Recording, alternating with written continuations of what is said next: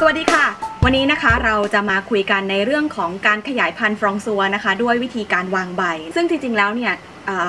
ฟรองซัวจะขยายพันธุ์ก็มีหลากหลายรูปแบบค่ะเราก็มีเทพสุดหล่อของเรานะคะวันนี้จะมาอธิบายให้ฟังค่ะว่าถ้าจะขยายพันธุ์แบบวางใบทำยังไงคะสวัสดีค่ะคุณสันติพรสวัสดีครับผมค่ะขอบคุณที่พูดเสียงดังฟังครับนะคะดังยังครับค่ะโอเค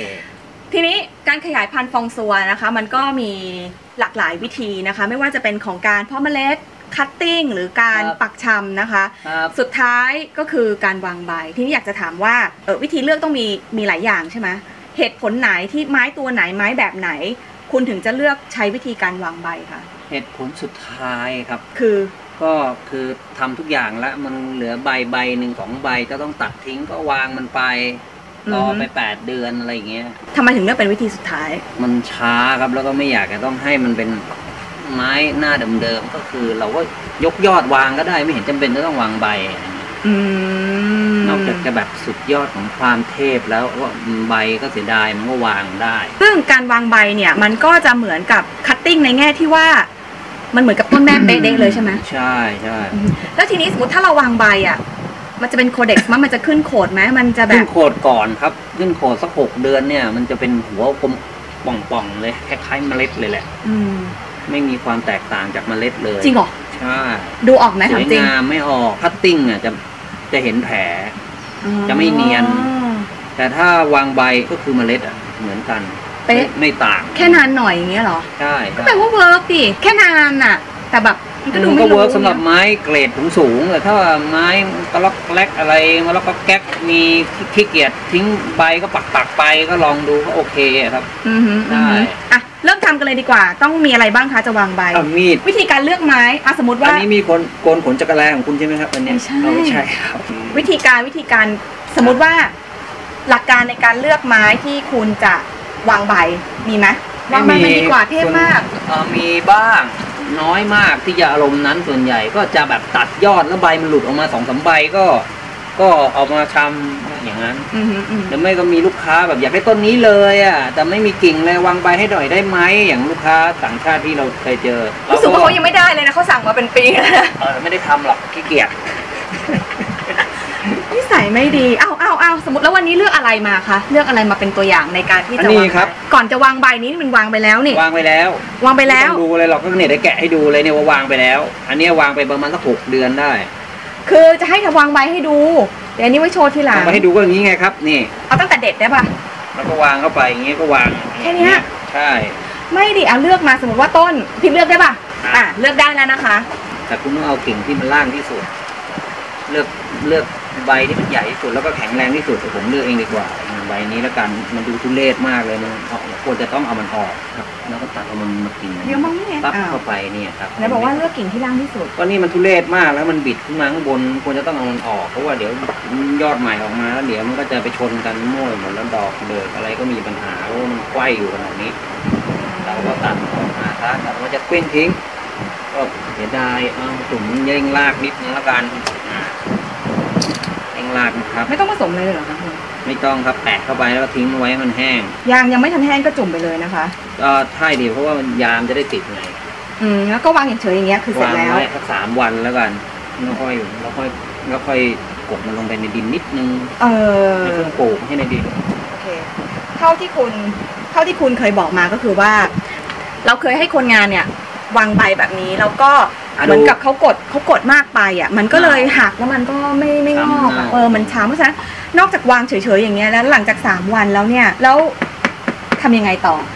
ทำเครื่องปลูกแล้วก็เอาหินภูเขาไฟโรยบนแล้วก็เอาแตะกดลงไปนิดปลายยอดมันจุ่มลงไปในเครื่องปลูกนิดนึงจะให้ดูในเนี่ยระยะเวลาผ่านไปกี่นาน6 เดือนได้ประมาณอาจจะเกินหน้านั้นนิดหน่อยโอเค6 เดือนผ่านไปเนี่ยครับดูไวมันโกหกดูครับมาแล้วดูหัวเบลอเบล่าเลยเห็นไหมครับจะใช้เท้าเลยนะครับโอ้ใช่ลักษณะรากที่ออกมานะมันเหมือนรากแก้วมากเลยอ่ะแต่อันนี้ไม่ค่อยเหมือนออกมา2อันนี้ออกมาเป็น2 ต้นป่ะเนี่ยไม่มันก็ไม่ได้มีสับประหลาดแล้วงานก็เอาไปปลูกใช่ก็ปลูกใหม่ถ้าอยากให้มันออกเร็วก็เปลี่ยนเครื่องปลูกซะตัดใบนี้ทิ้งไหมไม่ต้องตัดรอจนกว่าจะใบใหม่มันจะออกยอดมันจะแทงออกมาก่อนโอเคแค่นี้ก็เอาอย่างนี้ไปปลูกนะคะเสร็จแล้วใช่ง่ายๆใช้เวลา ค่ะระหว่างที่เราคุยกันเมื่อกี้นะอยู่ๆท่านก็ปิ๊งแวบออกมาได้ว่านอกจากเรื่องของหมดทางเลือกแล้วเราถึงจะเลือกที่วางใบนะคะอีกกรณีหนึ่งที่เราจะเลือกวางใบคืออะไรคะหมันครับคุณเป็นหมันคือไม้เป็นหมันนะคะไม้เป็นหมันเป็นไงคุณไม้เป็นหมันก็คือไม่มีตัวผู้มีตัวเมียดอกเล็กหรือไม่ก็มีตัวผู้มีตัวเมียแต่เขียยังไงก็ไม่ติดหรือไม่ก็ไม่มีดอกเลยไม่เคยมีดอกเลยคุณเป็นเครื่องปลูกมั่งเปล่าตั้งนมดอกเปลี่ยนยังไงก็ไม่มีดอกทำยังไงก็ไม่มีดอกก็ยกยอดขยายพันธุ์มันไปแล้วก็วางใบซะอ้าวคุณก็ยังไปเลือกยกยอดอยู่ดีถูกป่ะคุณก็ตัดซึ่งมันก็คือคัตติ้งมันก็ไม่ใช่วางใบก็ยกยอดออกไปแล้วใบมันเยอะมากก็เอาใบมันมาขยายด้วยในกรณีที่เป็นไม้แบบระดับเทพหน่อยก็เอาใบทุกใบก็ต้องมีค่าก็ต้องเก็บไว้โอเคงั้นถามใหม่เวลาทำอย่างนั้นอ่ะคัดไปแล้ววางใบไปแล้วเนี่ยผลที่คุณเคยทำอ่ะจากที่มันเคยเป็นหมันใช่ป่ะไอ้ต้นที่ตัดออกไปหรือใบที่งอกขึ้นมาก็หมันเหมือนเดิมป่ะเหมือนเดิมก็มันเป็นยีนตัวนั้นต้นนั้นมันก็เป็นแบบนั้นเพราะฉะนั้นก็แค่ได้ต้นที่เพิ่มมากขึ้นใช่แต่ก็ยังไม่สามารถมาเป็นพ่อแม่ได้เลกาซี่เป็นหมันเราก็เลยใช้วิธีการยกยอดก็อันนี้ก็คือยอดของมันอันนี้คือโคนยอดโคนต้นพูดง่ายๆเนี่ยมันก็แตกมา3-4 อันทีนี้ไอ้ที่เหลือมันมีใบหลุดออกมา3 ใบ 5 ใบก็ไปวางใบเราก็เอาใบมันไปวางด้วยเพื่อไม่ให้เป็นการเสียประโยชน์ไปเราก็วางใบแบบนี้แหละอย่างทุกอนูเราก็ต้องเอามันมาทำทั้งหมดถ้าจะยอดเล็กยอดน้อยอะไรค่ะก็สรุปว่าก็ได้แค่ขยายจำนวนเดี๋ยวแป๊บนึงอันนี้น่าจะมี8 เดือนแล้วถามต่อเมื่อกี้คุณบอกว่าตัดมาปั๊บแบบมียางเลยนะเราก็จุ่มเร่งล่าแล้วก็วางแบบวางเลยอ่ะ3 วันห้ามโดนน้ำถูกป่ะแล้วหลังจาก3 วันปั๊บเราทำเครื่องปลูกมาแล้วยังไงรดน้ำต่อหรือไงรดน้ำที่ดินมารดน้ำให้มันที่เครื่องปลูกให้มันชุ่มมาเลยโชกมาเลยแล้วเราก็แหวกนะถ้าไม่หน่อยแล้วเอาใบเอาที่ตรงส่วนที่ตัดแตะเข้าไปข้างในกระถางนิดนึงกบเหรอแล้วก็วางให้มันไม่งอกแงก